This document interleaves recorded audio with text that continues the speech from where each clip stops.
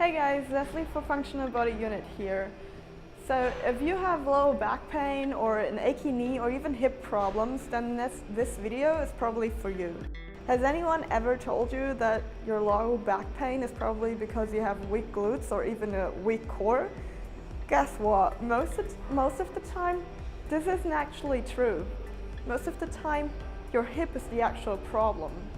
So if you like fundamental joint function, which means an adequate amount of range of motion for the sports and daily life and activities that you do, then some parts of your body will have to compensate for the lack of range of motion that you have. What does that mean? Your hip doesn't have an adequate amount of range of motion, especially internal and external rotation, for the sports, activities, and daily life that you actually need. So there is no quick fix to any of these problems. In fact, quick fixes often result in even more injury or pain because you actually trick the nervous system into a position you don't own. So as I said, there is no quick fix to this, as you have been losing your capacity and your range of motion over a long time. So it will take a long time to rebuild your capacities and your range of motion. But these 3 simple and basic exercises that we have collected for you will help you to maintain, improve, and strengthen the ranges of motion that you have. So we start off with hip cars. Cars are controlled articular rotations, and we do them because they're the most basic, but also the most fundamental exercise in this whole system. So they maintain range of motion. They even expand ranges of motion, and they're also good for health and longevity of your joints. So I've chosen a position in which you can't compensate as much, and I will cue you through this. So set up against the wall, and we're doing this because we don't want our hip to move around and wiggle around like a dog. So we're set up in this quadruped position, and we tighten our core, and then try and tensen up your body, engage your whole body, your core, your glutes, straighten your arms, keep everything engaged, and then go into hip flexion, and then rotate to abduction, extension, and down. I will show you one messy rep just so you know what it looks like. So this will be a messy rep, just doing it without core tension.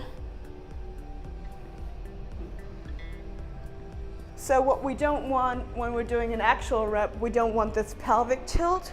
We don't want to wiggle around with our butt. I want to keep our whole upper body straight and not moving. It's like a rock. So one more. Going into hip flexion,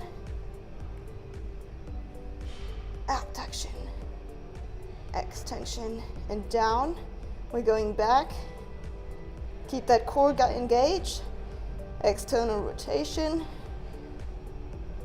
flexion, down. The second very easy exercise you can do anywhere is the 90-90 hip internal rotation pails and rails.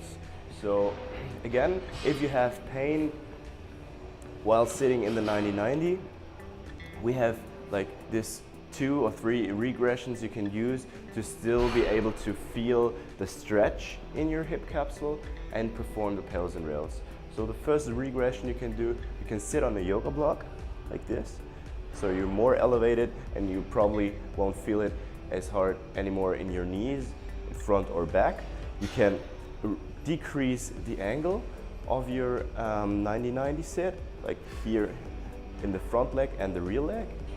Or if you don't need the yoga block or the elevation, you can just sit here and decrease the angles from your front leg or your rear leg and still be able to feel the stretch of the pails and rails. So if you found a comfortable position in the 90-90, we will start with the internal rotation stretch. So it might be difficult for some of you to feel the stretch in your hip capsule. So I will cue you through this, how to feel the stretch in your hip capsule. So we start by rotating our upper body over our rear leg, and we're trying to sink our hip into the ground more. And if you don't feel it here, then try to rotate even more into your hip. And you should feel it right there when you rotate. You can even take your hand and grab your ankle to pull you even more into the ground and over your hip capsule. So if you feel the stretch here, it doesn't matter if you're elevating your front leg. We're trying to focus on the stretch into the hip capsule of the rear leg. So hold it here for around 2 minutes. Really hold that stretch. If you feel like the stretch isn't that hard, you can try to pull yourself with the hand or with your upper body even more into the stretch and hold it here for 2 minutes. So for the patellar contraction, try to push your foot as hard as you can into the ground. This will last for 15 seconds, so try to hold that position for another 15 seconds while pushing your foot as hard into the ground as possible. After the 15 seconds, try to do the rails contraction. This will be by lifting your foot off the ground, like in this direction. It won't actually lift off while you be in this position, but just think of it. After the 15 seconds of rails, maintain the stretch for another minute and just do the patellar and rails contraction again. So the third exercise will be for external rotation, and we're using a kinetic stretch to work on our external rotation. So kinetic stretch, we just use the 90-90 position again, and as we said before in the previous exercise, you can just use regressions if you need them and feel uncomfortable in this position. So now we're focusing on this leg, which is an external rotation. So for the kinetic stretch, we're basically using a rails contraction to push us into it. So I will show you how it looks like. So this is a kinetic stretch, and it might look easy, but you actually try and lift your foot in this direction when you're pushing yourself down. So you use a rails contraction, go down, engage all of this part of your leg, and then push yourself into the ground as deep as you can. And when you're in the deepest position, you will feel it like right here in your glutes. So when you're in your deepest position, you use a patellar contraction to get back up again. So we're down here, and then you push your foot into the ground, push, push, push, push yourself up with your external rotation, patellar contraction. So one more, we'll just repeat that, using a rails contraction to get ourselves into the position, and then using a patellar contraction to get out of this position. Do this for several reps, say 5 reps, and then change sides, and just try and incorporate this into your daily life, into your daily activities as often as possible to increase and maintain your external rotation. So if you enjoyed the video, guys, then leave a thumbs up and subscribe to our channel to stay updated on mobility, calisthenics, and strength tutorials.